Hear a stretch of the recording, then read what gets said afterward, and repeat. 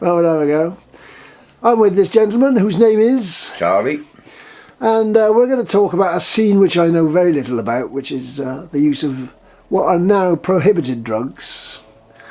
You've used a few drugs. I have. Is it, from your experience, is it a worthwhile activity? No, not in the long run. No. There's too many later in life, what's the word I'm looking for? Complications with life, I suppose. And I'll just pan down now because it's very visual. You've got actually got a leg amputated. Yep. And that was done when? That was in 2009. Because? Through injecting in the groin, caused an aneurysm. And what were you injecting? Heroin and crack. Heroin. Now, you're off those, presumably. Yeah. That's the expression people use, off them. Yeah. Are you ever off them, in fact? I'll always be an addict. Yeah. I'm an addict in recovery at the moment. I have had a few slip-ups since 2009. Right. Now's a big issue with the pain I'm getting. Right. I know what works. The tablets I get off the doctor, they do take the edge off and they do help a bit.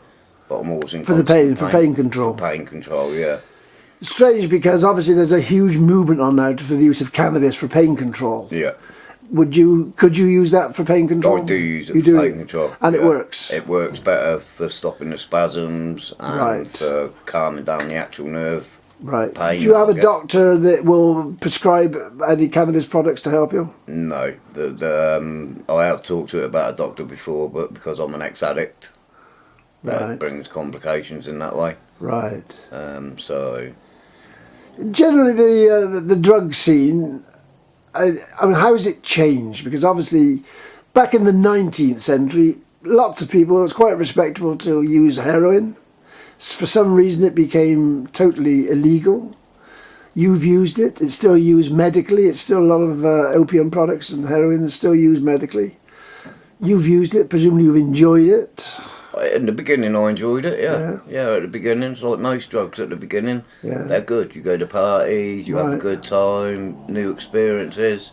But then when the drug actually takes over your life... When do you know it's got control of you? When do you know it's time to stop? Or presumably you don't know it's time to stop, it's just taking control. Yeah, like to start off with, it'd be at weekends, Friday to a Monday, going to a rave. So you take your E's, your Coke, your Speed, whatever uppers. Do you know what I mean? And then come the Monday, you'd sort of like go back home, take a day or two to come down, and then you get prepared for the next weekend. But then when it starts running into Monday, Tuesday, Wednesday, and then it's all through the week. Right. I mean, how can you do all that? I mean, presumably you can't keep a job. You can't. No. You can't work. No. Not if you're that degree of... Do you meet people, or have you met people who do drugs but still go to work and they happily do that? Yeah, I know people who are just weekend users. Right. Haven't got habits on heroin. Of heavy stuff like heroin. Heroin, yeah, they just use it at weekends. They'd rather use that than drink. Right. Alcohol.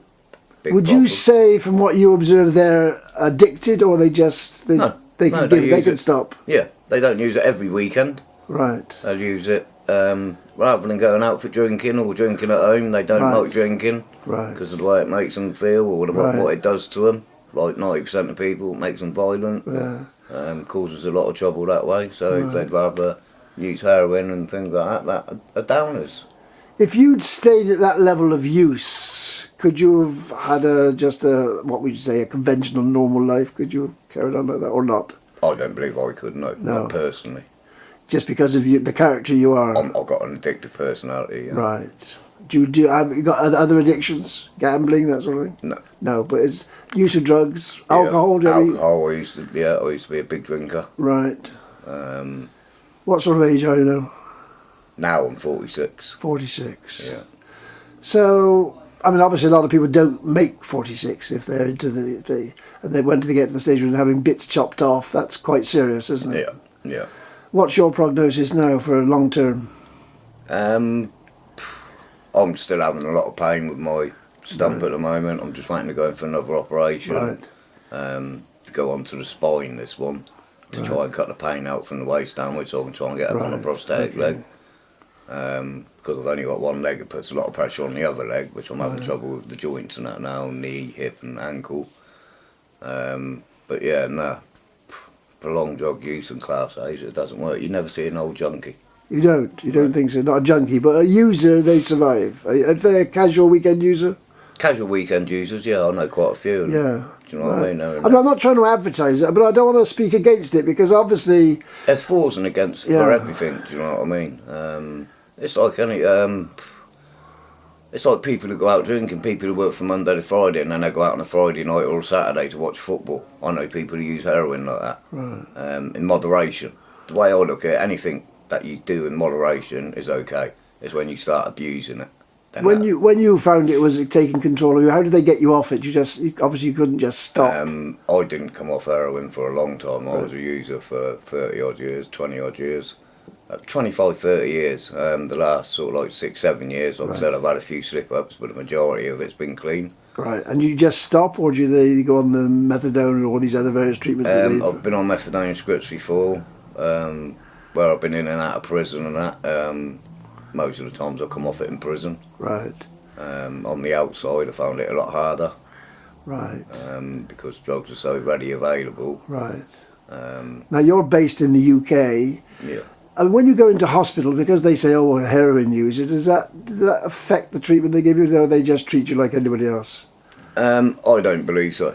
I believe I get looked at differently because across my folder and that, it's got addict. Right. So yeah, I believe some doctors and nurses look at me differently and treat me differently. If they tried to give you a heroin type thing for pain control, that would be no goer, would it? No go. I've been on morphine and all that. I took myself off all that. Did you? I just don't want to be waking up in the mornings having to take tablets every day. Crack cocaine, again, what's the difference of taking crack cocaine as opposed to heroin and others? Crack cocaine's an upper, heroin's a downer. Right. I used to mix them what's called a snowball. Mix them together, so you'd be hovering in the middle somewhere, would you? Yeah, you cook them up together, so you're up and down for a bit, and then... And how do you take the cocaine? You snort it, or... Cook it up. And then... Cook it up with a heroin. And then inject it? Inject it, yeah. All right. So you've got a favourite spot, unfortunately, in your groin. I should have thought was the favourite spot, but that's where... I've got a big hole in the other groin as well. Have you really? Yeah. I can show it you if you want. No, I don't think I've ever seen it. I don't blame you. Because this is what happens, isn't it? I suppose people get peppered with where they put the needle in. Well, I've got no veins in my arms or hands or my feet or my leg. Really? I mean, the groin's the only place I've got. So if you go into hospital and they want to do something serious like an amputation, how do they get into your veins? Put like a PICC line in. They get a machine that finds that you got a main vein right in the middle of your arm there somewhere, and then they just feed a line through there. That stops just outside your heart, and then they feed everything in through that. Right. What sort of age did you start using heavy drugs? Heavy drugs, 16. Really? 16. 17. And was it in your community? Was that normal, or was it just you unusual, exceptional? Got in with the wrong crowd. Did you? Yeah. Started going off rails. Started smoking cigarettes when I was 10. Right. Started drinking and smoking puff when I was around 13. Then from 15, 16, 17, it was the raves, E's, Coke, LSD. And it was all available? Speed, but yeah, it's all, very available. That's when we used to have the New Age Travellers. Right. That was the era of the New Age Travellers.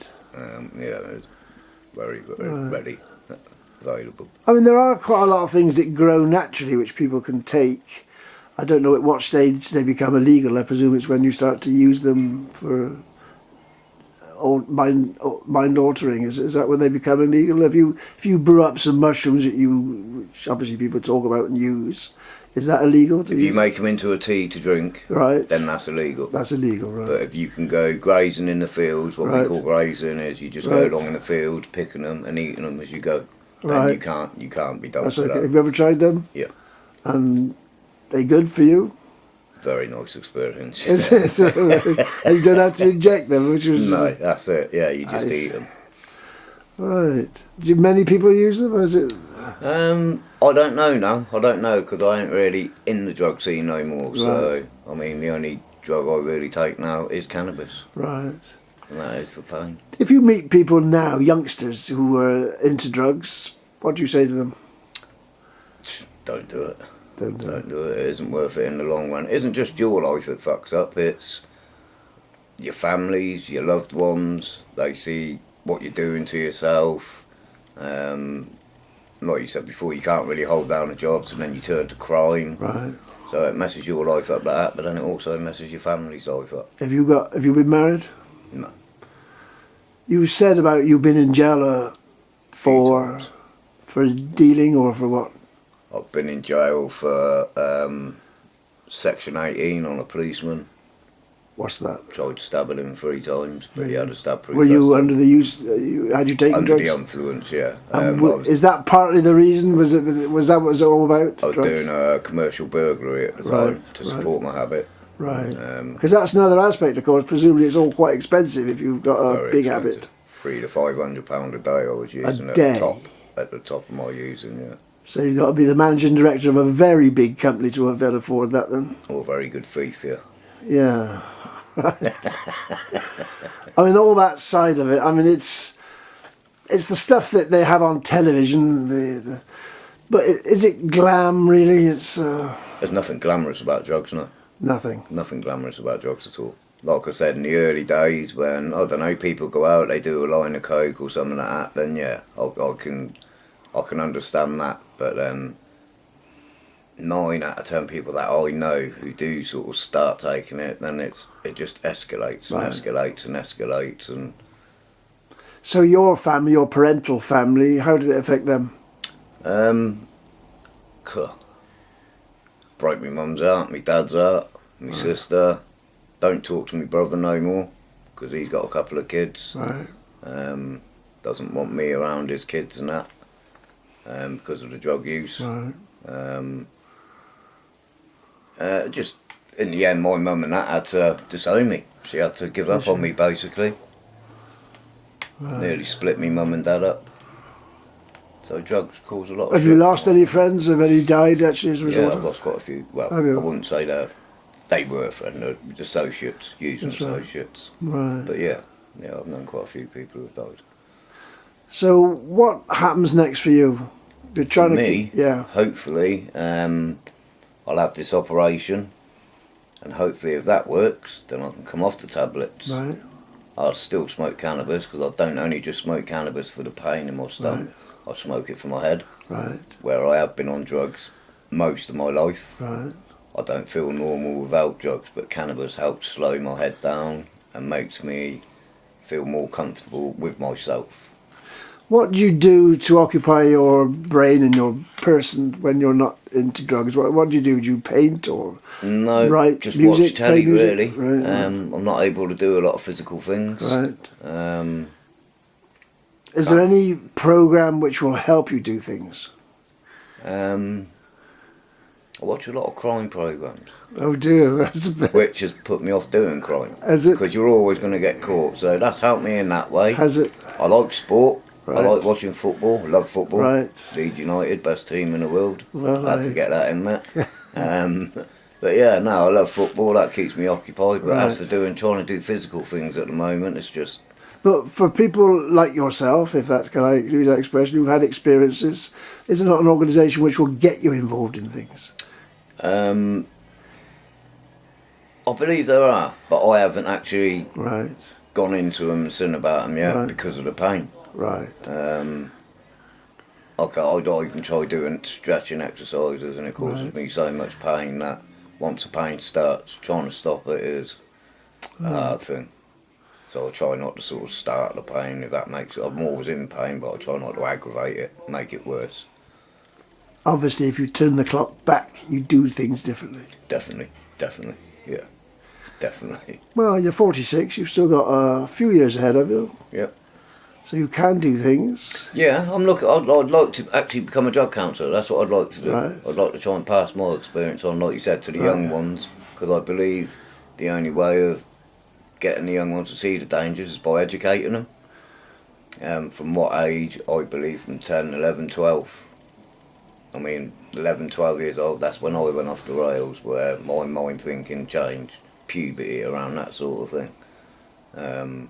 So yeah, I'd like to give my experience to kids, even if it's not one child turning into Well, you drugs. speak very clearly and rationally, so Yeah. from my perspective, you'd be an ideal person to do that, I would think. I'd love to be able to do that. In England, I know I wouldn't be able to do it because they drug test you, and where I smoke cannabis, All right. they wouldn't let me do it unless I can get cannabis on prescription. Right. Which if I could get it I mean, on- there are some forces, for example, in the most relaxing on cannabis. So obviously, there's a change coming, isn't there? That's good. For medical use, it's being opened up. It's going to Yeah. happen. It's going to happen. Yeah, for medicinal purposes, definitely, I think it should be legalised, definitely. Right. In the UK now, how much cannabis can you hold personally before they prosecute you? Is it for you? Is it instant arrest? Think for me, it'd be an instant arrest. Would it? Yeah. Because of where I've been done for importation. Right. Right. It'd be an instant arrest. Mate. Right. Okay. Anything else you want to tell me?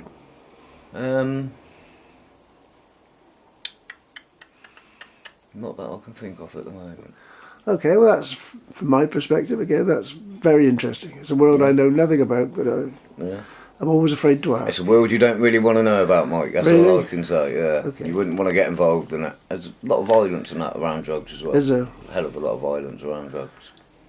Yeah, I've had a few beatings. I've dished out a few beatings, but Really?